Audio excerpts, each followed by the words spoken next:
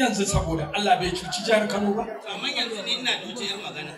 Yar maganar da zan yi shine wato ita hukumar ta ce fina-finai tana ƙarƙashin kulawar jagoranta kuma jagirtacce Malam Abba na Abba ko mu ce muku Sheikh Abba na Abba.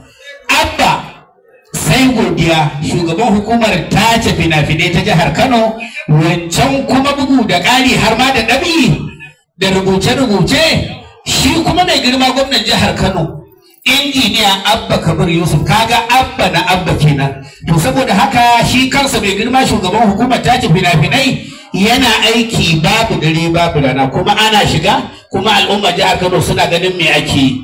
Sannan bugu da ƙari shi ma mai girma gwamna al'ummar jihar Kano da waɗanda suke gefen jihar Kano jihohin arewacin ƙasar nan suna ganin me jihar Kano take komawa. Da inda ka je wajen sha tale ga gada nan sai ka zaɓa kai sama wuni ya kar sai ka zaɓa ɗanka ibi